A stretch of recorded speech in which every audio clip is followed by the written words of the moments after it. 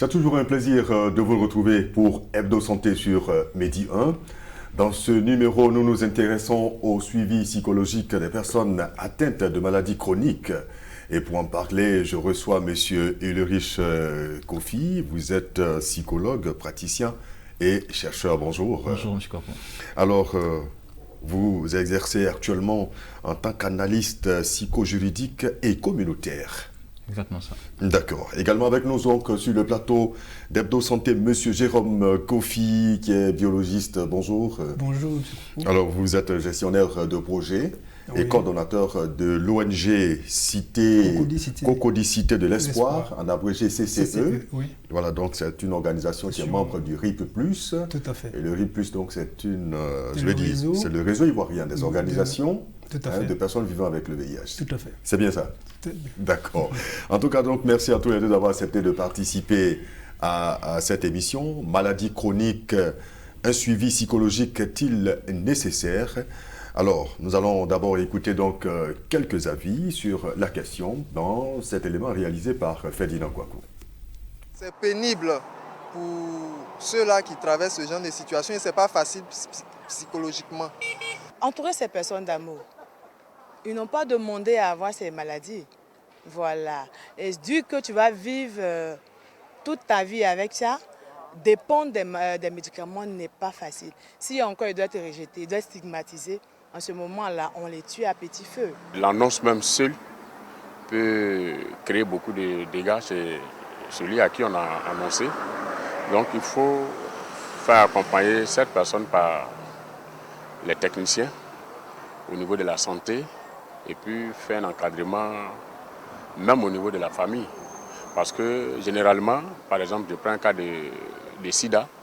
Quand on dit que quelqu'un a le sida, si l'encadrement au niveau de la famille n'est pas vraiment suivi, la personne peut succomber. Voilà, donc techniquement, au niveau des techniciens supérieurs, au niveau de la famille, il faut un encadrement. Quand tu as un enfant que tu ne lui donnes pas l'attention qu'il faut, ben c'est une déviance sociale que tu crées. Une déviance sociale que tu crées. Et puis quelqu'un qui est déjà malade, qui est abattu, et que tu dois encore le stigmatiser, je ne sais pas, le rejeter, ben tu le tues. Toi-même, tu constitues une autre maladie pour cette personne. Donc pour moi, le suivi psychologique est très important. Il faudrait être un soutien moral pour ces personnes-là. Il ne faudrait pas dire « Ah, il a le sida, ou il a telle maladie, ou bien il a telle chose » et repousser cette dernière-là, ou bien ce dernier. Mais au contraire, soutenir la personne, ça n'arrive pas qu'aux autres. Ça peut être moi, comme ça peut être n'importe qui. Donner ce genre de diagnostic, c'est choquant, ça choque. S'il n'y a pas d'encadrement, tu risques de perdre la personne dans les jours à venir, même dans les mois à venir. Voilà. Parce que la maladie d'abord est psychologique, les soins aussi, c'est psychologique. Une fois au niveau de la tête, si tout est bien soigné, les médicaments accompagnent aisément. Alors, messieurs, je vais donc prendre au mot nos intervenants. Si je comprends bien, tout doit commencer dès l'annonce même de la maladie chronique. Or, on sait que l'annonce à une personne d'une maladie chronique, psychologiquement, c'est un coup dur. L'affecté. Alors. Oui, effectivement, parce que l'action de suivi psychologique doit être conjointe à l'action de suivi médical. Ce ne doit pas être quelque chose de parallèle. Sinon, il y aura une désorganisation d'information. Je vais dire, dès l'entame, dès l'annonce, dès le diagnostic, tout doit pouvoir être actionné comme il se doit. Quand vous dites dès l'entame, dès l'annonce de la maladie? Oui, dès l'après le diagnostic, après tout ce qui est comme test, avec nos intervenants, avec ceux qu'on vient de voir, avec le micro-trottoir, on constate qu'ils ont pris le cas du VIH par exemple. Je me suis aussi m'accentuer sur ça aussi, en prenant ce cas de figure, c'est que dès que l'annonce est faite, systématiquement, tout ce qui est comme prise en charge et suivi va ensemble. D'accord. Voilà. Alors, M. Jérôme Kofi, déjà à l'annonce, déjà même, la personne est affectée. Tout à fait. Tout à fait. Parce que, comme l'autre l'a dit tout à l'heure dans la télévision, c'est que si le mental ne va pas, le reste ne peut pas suivre. D'accord. Et c'est pour cela que, dès qu'on fait l'annonce du résultat, automatiquement, le premier soutien psychologique qu'il faut avoir, c'est d'amener la personne à l'acceptation de ce résultat déjà. D'accord. Parce que si elle n'accepte pas, le traitement ne pourra pas suivre. Donc il faut l'emmener psychologiquement à être fort pour pouvoir donc relever les défis vis-à-vis donc de cette annonce-là. Donc c'est très important que, comme il a dit, dès l'entame de l'information de l'annonce, automatiquement on puisse amener la personne à être équilibrée psychologiquement et puis donc à dresser tout le processus pour la prise en charge médicale et les autres. Est-ce que ça se voit dans toutes les maladies chroniques, Monsieur Leriche? Oui, déjà, sans aucune maladie chronique, ou on dirait toutes les maladies, je dirais le suivi psychologique ou encore l'apport psychologique a toute sa place. À plus forte raison, une maladie chronique. Déjà, une maladie chronique, c'est un événement inattendu, très bouleversant, qui va venir créer une désorganisation psychique chez l'individu. Donc, et qui va changer le cours de toute une vie. Toute une vie, absolument. Puisqu'on parle de maladies chroniques, c'est généralement des maladies avec lesquelles on vit toute la vie. Oui, chronique, dans ce sens que déjà, il y a quelques éléments qu'il faut noter dans ce qu'on appelle maladie chronique. C'est une maladie qui perdure dans le temps et qui nécessite un suivi continu. Tant au niveau, on dira le suivi psychologique, le soutien social, le suivi médical, tout à la fois est continu dans le temps, voire des décennies et même toute la vie. D'accord. Alors, il y a quoi? Oui, je voulais ajouter juste quelque chose, c'est que ici, par exemple, comme il a dit, le suivi doit être immédiat, mais quand je prends le cas spécifique du VIH, par exemple, au-delà de l'aspect psychologique, il y a le mode de transmission. Qui souvent, les personnes qui ont le VIH, tout de suite, on va les taxer de personnes qui ont eu une vie sexuelle désordonnée. Donc cette psychose-là, d'abord pour la personne qui est concernée, et puis le regard des autres. Oui. Donc ça veut dire que ici, si ce soutien psychologique-là n'est pas fait dans une bonne disposition, ça peut malheureusement être catastrophique pour cette personne-là. Alors, je voudrais, et si vous me permettez, poursuivre tout de suite pour dire qu'effectivement, parce que le cas du VIH, dans notre contexte social ici, est enveloppé dans dans un ensemble d'idées préconçues, des stéréotypes. Figurez-vous, quand on prend les années 80, le cas du VIH était synonyme de mort tout de suite. Tout à fait. On a vu, pour ceux qui ont vu les affiches à l'époque, la personne était présentée comme étant amaigrie. Et voilà, ça et là. Donc il y a déjà cet ensemble d'idées préconçues autour de la maladie. Il y a les stéréotypes, il y a tout ce qui est comme effet de stigmatisation. Déjà, tout ça qui va rentrer en ligne de compte dans l'acceptation de la maladie, de l'annonce ou encore du diagnostic. Parce que pas que volontairement l'individu ne veut pas accepter, pas que volontairement l'individu ne refuse d'admettre, parce que tout de suite la personne se met en cause. Et il passe aux autres aussi. Justement, le regard. Le regard des autres. Alors vous avez parlé d'abord de l'acceptation. L'acceptation du résultat. De résultat. Et il y a quoi d'autre Et puis maintenant, se conformer aux dispositions médicales. D'accord. C'est tout ce qu'il y a, je veux dire, dans ce paquet de suivi psychologique? En fait, comme je vous ai dit, le suivi psychologique, comme on dit, d'abord, il faut que le niveau mental là soit bien assaini. Pour que tout ce qui va venir comme accessoire, comme traitement, comme rendez-vous, comme tout ce qu'ils font, toute la panoplie justement de prise en charge qui va suivre, il faut que justement ce niveau-là soit accepté. Donc c'est vraiment, on va jouer sur la psychologie, donc l'individu, sur le mental.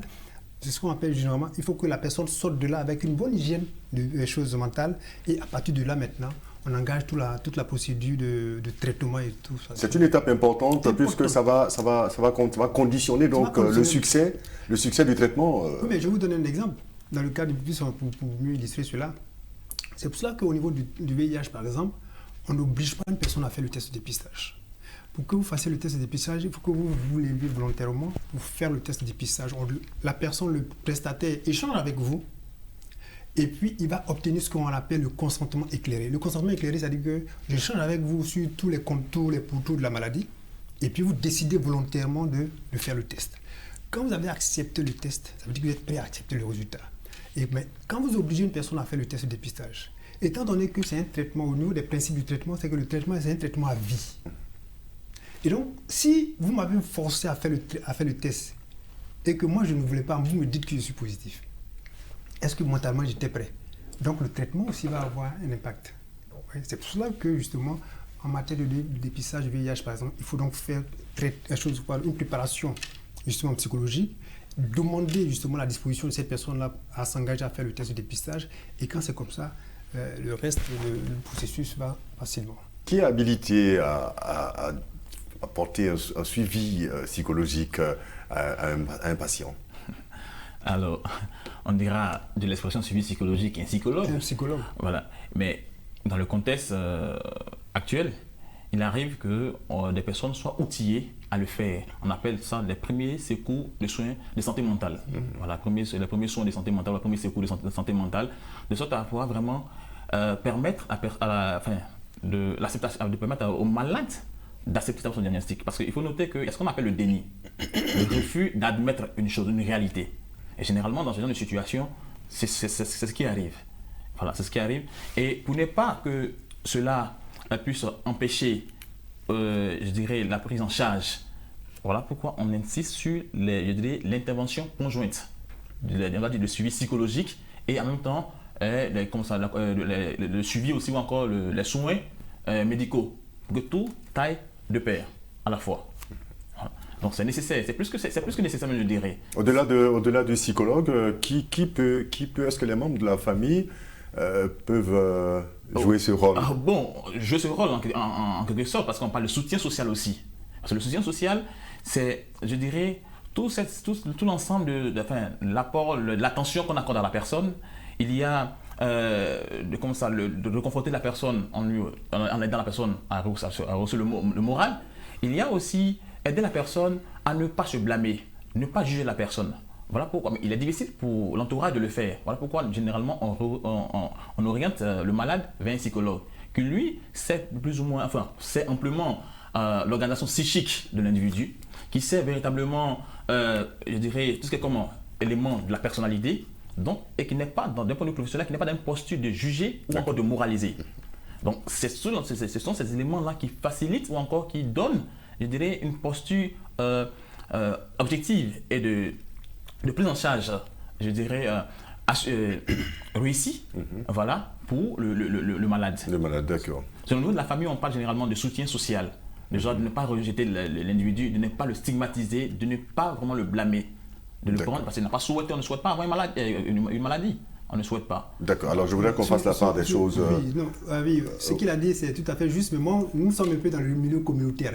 Et alors donc, qui peut faire la prise en charge psychologique ou le soutien psychologique? Vous voyez que si on rattache ça au psychologue, dans nos milieux communautaires, c'est difficile. D'accord. Et parce que d'abord, ce n'est pas les psychologues ne coupent pas les rues, et puis ça coûte cher.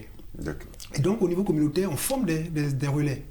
Et on les forme justement à une technique qu'on appelle le counseling. Donc, ils sont outillés, donc on leur apprend les différentes réactions face à une annonce d'un résultat, d'une pathologie, tout ça. Et puis aussi, il y a ce qu'on appelle au niveau de la communauté les soutiens naturels, tels que les parents. Les parents sont les soutiens naturels. Donc, ceux-là aussi, ils sont appelés justement avec ce qu'on appelle généralement dans notre jargon, les VAD, les visites à domicile. Donc, ces parents-là sont encadrés justement pour qu'eux, ils puissent donc faire leur accompagnement lorsque le communautaire quitte la zone. D'accord, alors j'avais voulu faire la part des choses entre soutien et suivi. Est-ce qu'il y a une différence?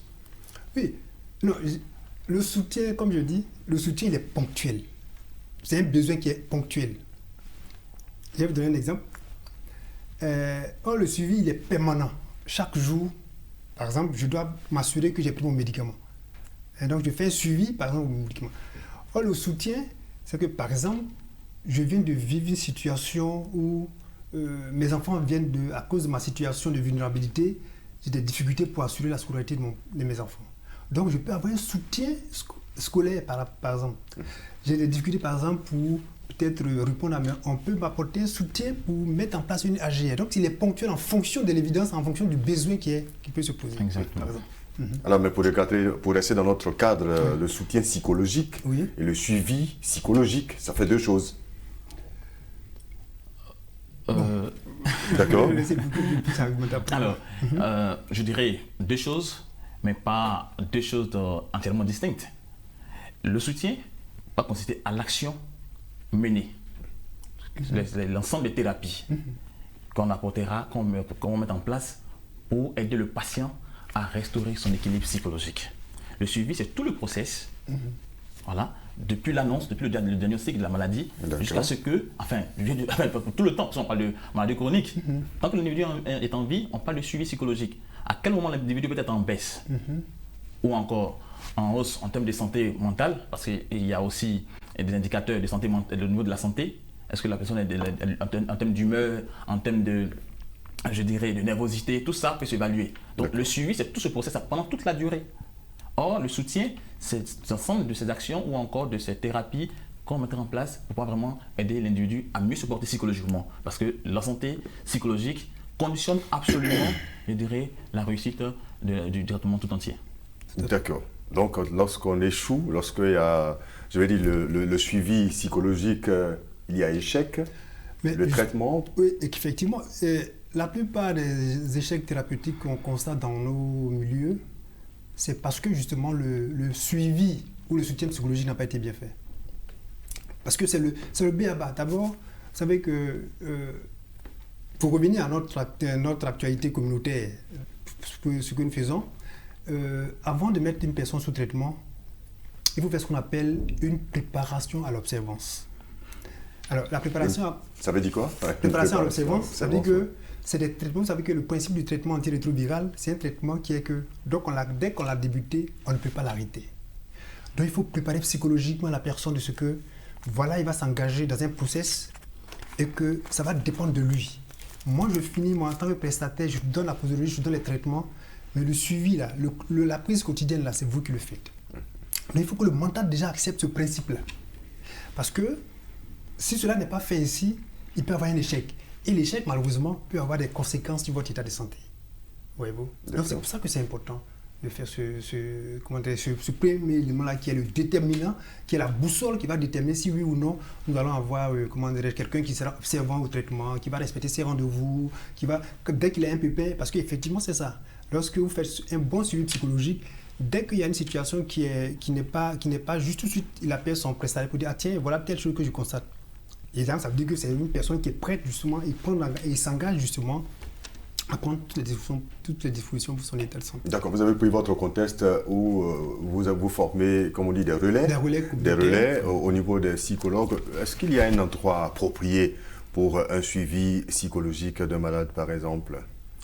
Alors, on travaille avec certaines organisations, ONG locales, voilà, et comme M. Jérôme Kofi vient de le signifier, effectivement, on fait le renforcement des capacités des agents communautaires là, pour le suivi.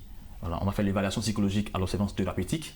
Naturellement, on a des outils qu'il faut pour savoir si la personne a un niveau, je dirais, bon ou mauvais, ou que cela nécessite une référence vers le psychologue, ou encore si l'échange d'un entretien avec l'assistance sociale peut suffire pour restaurer ou encore pour le mettre en état afin qu'il puisse poursuivre son traitement. Parce que c'est effectivement ça. Donc l'espace, ce sont les espaces des ONG qui nous sont dédiés. Là où nous faisons permanence nos interventions, c'est ces endroits-là qu'on reçoit les patients.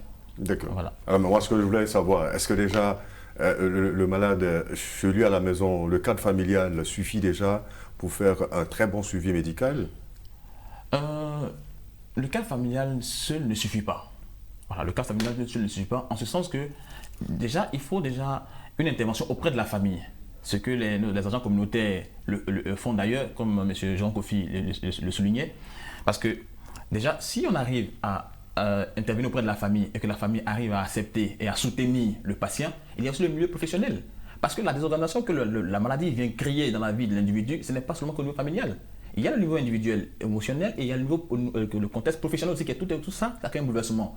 Donc il y a tout le milieu social en entier, voilà, pour l'individu qui doit vraiment être impliqué pour réussir cette prise en charge-là. D'accord. Oui. Je voulais juste insister pour dire qu'effectivement, comme il a dit, l'implication de la famille est importante. Je vais vous donner une anecdote, parce que c'est vraiment du vécu. Voilà une jeune dame qui a été dépistée positive.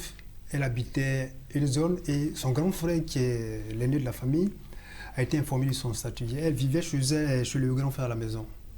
C'est un monsieur qui avait toutes les capacités. En fait, il était d'une certaine aisance.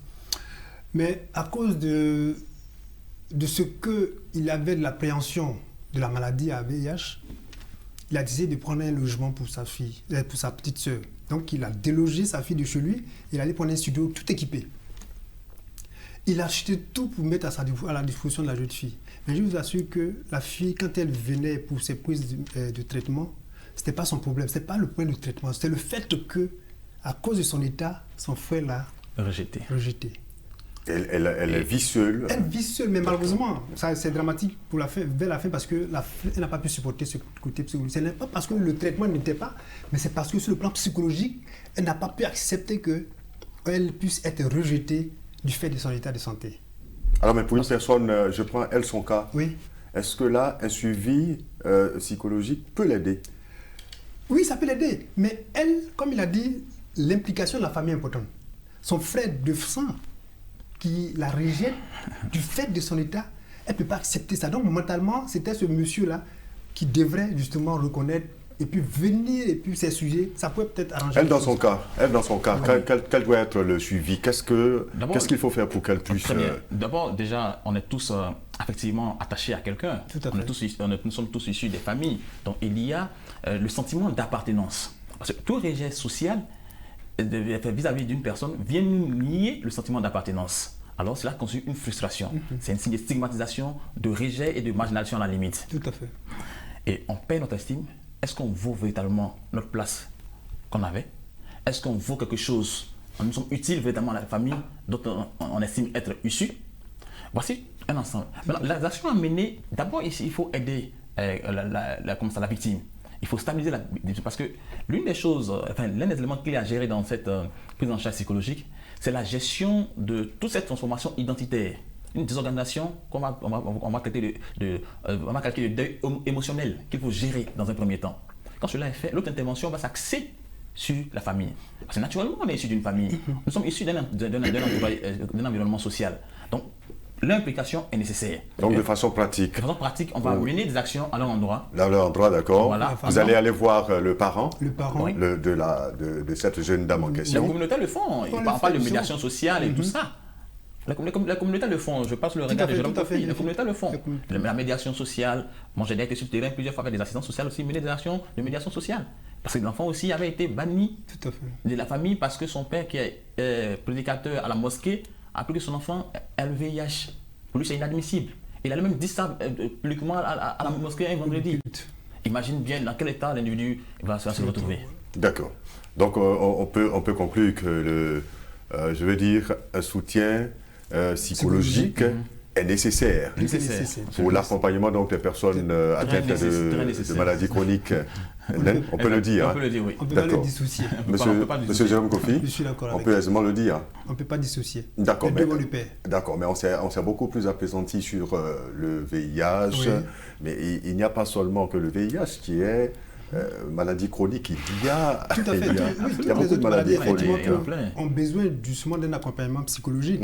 On insiste sur le VIH parce que, vous voyez, je le dis comme ça, hein, il est plus facile par exemple pour vous de dire non, j'ai le cancer. Ouais, non. Vous pensez? Oui, mais j'ai le diabète, je vais prendre mes insulines à mon rendez-vous. Mais vous ne verrez pas jamais quelqu'un pour dire non, j'ai le VIH, je vais prendre mes ARV. D'accord. Oui, non. Donc c'est pour ça qu'on insiste beaucoup plus là-dessus, parce que c'est à ce niveau-là que lorsque on a des personnes qui sont victimes du VIH, si on ne fait pas, c'est pour ça que la prise en charge psychologique se fait dès l'annonce du résultat. D'accord. Parce qu'à partir de l'annonce, la personne peut ne plus bouger et puis mourir là, sur le champ. À cause du mental qui a été tellement affecté du fait de cette annonce-là. C'est pour ça qu'on insiste un peu sur le VIH, parce que c'est malheureusement une des plaies de notre société aujourd'hui. Et malheureusement, on n'a pas de psychologue à tout niveau. Bon. Nous, on dispose mais vraiment, c'est pour elle a été identifiée pour tous les cas de VBG, par exemple.